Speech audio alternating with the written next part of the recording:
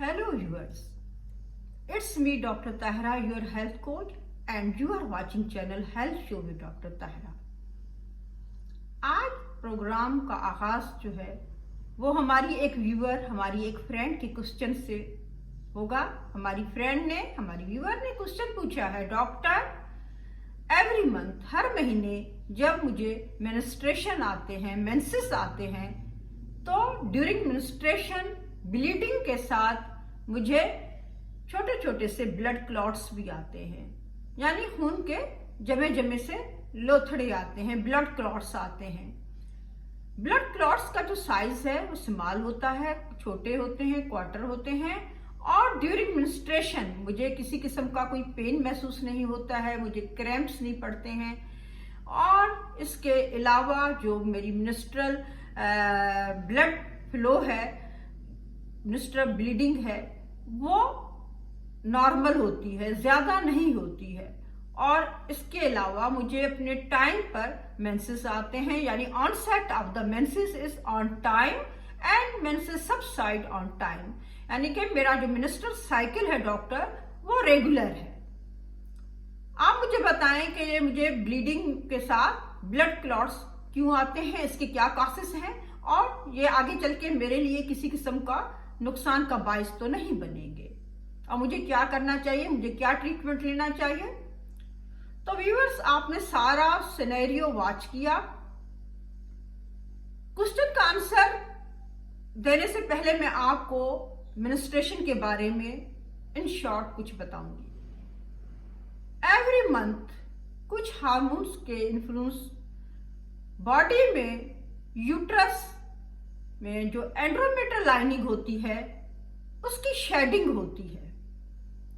एंड्रोमेट्रियल lining shading के साथ tissues, sales भी शेड होते हैं, और इस दौरान during menstruation uterine blood vessels bleed करती हैं। It is a natural phenomena कि ड्यूरिंग मेंस्ट्रुएशन प्लाज्मा और ब्लड से कुछ प्रोटीन्स, प्लेटलेट्स मिलकर वर्क करते हैं और कलम्स बनाते हैं, ब्लड क्लॉट्स बनाते हैं।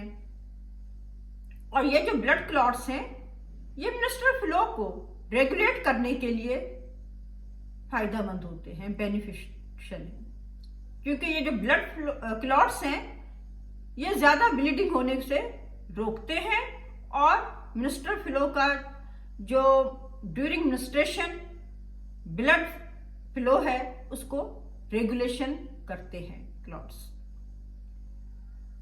तो अगर ब्लड क्लॉट्स जो हैं वो स्मॉल इन साइज हैं और आपको कोई पेन महसूस नहीं होता और कोई किस्म का प्रॉब्लम नहीं है, मेंस्ट्रुअल साइकिल जो है वो रेगुलर है, ज्यादा ब्लीडिंग भी नहीं होती है, तो it's normal, it's a normal phenomena, nothing to worry.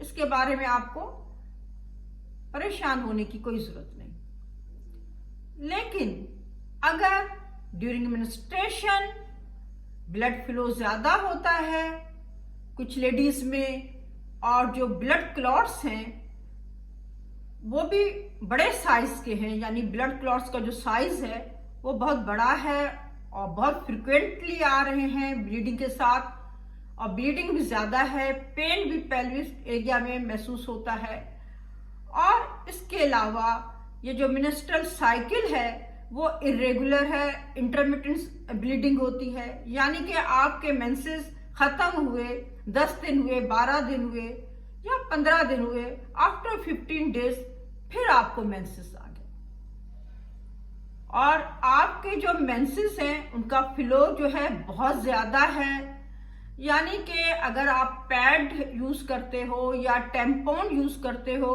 तो you have to need after every 1 और आफ्टर एवरी 2 आपको चेंज करना पड़ता है, यानी इतना ज्यादा मेंस्ट्रुअल फ्लो होता है जिसको हम मेनोरेजिया कहते हैं।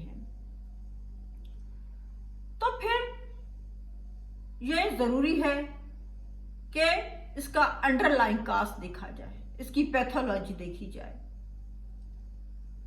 तो ये ज्यादा ब्लीडिंग होना और blood clots, heavy blood clots आना, बड़े बड़े साइज के ब्लड क्लॉट्स आना, खून के जमे जमे से जो लोथड़े आते हैं लेडीज को, तो ये एंडोमेट्रियल पॉलिप्स की वजह से भी हो सकते हैं, यानी यूट्राइन पॉलिप्स, यूट्राइन फाइब्राइड्स की वजह से भी हो सकते हैं, पॉलीसिस्टिक ओवेरियन सिंड्रोम भी हो सकता है, और इसके अलावा हार्मोनल इम्बैलेंस भी हो सकता है। सीएस सर्विस में भी लेडीज को हैवी ब्लीडिंग होती है और वो पास करती हैं हैवी क्लॉट्स, बड़े बड़े क्लॉट्स। तो ये सारी बातें जो हैं ये अंडर कंसिडरेशन, अंडर ऑब्जर्वेशन होनी चाहिए। अगर इस किस्म की कोई कंप्लेंट्स हैं आप में, तो आपको अपने डॉक्टर के साथ कंसल्ट करना चाहिए। आपकी डॉक्टर आपका एग्जामिन करेंगी, क्लिनिकल एग्जामिनेशन होगा, आपकी हिस्ट्री ली जाएगी, and according to sign and symptoms आपके कुछ टेस्ट भी होंगे और आपका अल्ट्रासाउंड भी होगा। जी हाँ, अल्ट्रासाउंड होना बहुत जरूरी है। पेल्विक अल्ट्रासाउंड, पैराब्डोमिनल भी अल्ट्रासाउंड होता है और ट्रांसवेजाइनल अल्ट्रासाउंड भी होता है। अल्ट्रासाउंड पे डिटेक्ट होगा कि आपको क्या डिजीज है, आपको एंडोमेट्रियल पॉलिप्स तो नहीं है, या आपको यूट्राइन फाइब्राइड्स तो नहीं है, ओवेरियन सिस्ट तो नहीं है। ये सारी चीजें देखी जाएंगी और जब डायग्नोसिस हो जाएगा, अंडरलाइंग कॉज का पता चल जाएगा, तो फिर अकॉर्डिंग टू दैट आपका ट्रीटमेंट होगा। इसलिए जरूरी है कि ऐसी अलामात को, ऐसे सिम्टम्स को आप नजरअंदाज ना करें। अगर आप में ऐसी सिम्टम्स आ रही हैं, ऐसे कंप्लेंट्स हैं, आपके इरेगुलर मेंसेस हो रहे हैं, हैवी ब्लीडिंग है, क्लॉट्स बड़े बड़े हैं, तो आपको अपने डॉक्टर्स के पास विजिट करना चाहिए और अपने टेस्ट कराने चाहिए, स्क्रीनिंग करानी चाहिए और अपना प्रॉपर ट्रीटमेंट लेना चाहिए। लेकिन ड्यूरिंग मेंस्ट्रुएशन अगर क्लॉट्स, ब्लड क्लॉट्स का साइज स्मॉल है, क्वार्टर है, और आपको कोई ऐसी किस्म की कोई कंप्लेंट भी नहीं है, रेगुलर मेंस्ट्रुअल साइकिल है, ज्यादा ब्लीडिंग भी नहीं होती, अपने टाइम पर ऑनसेट होता है, सबसाइड होते हैं, तो फिर आपको परेशान होने की जरूरत नहीं। उम्मीद करती हूँ आपको अपने क्वेश्चन का आंसर मिल गया होगा। आपको अगर ये वीडियो पसंद आई है तो अपने फ्रेंड्स के साथ शेयर कीजिए और मेरा channel health show with doctor ताहरा को सब्सक्राइब करें। Thanks for watching.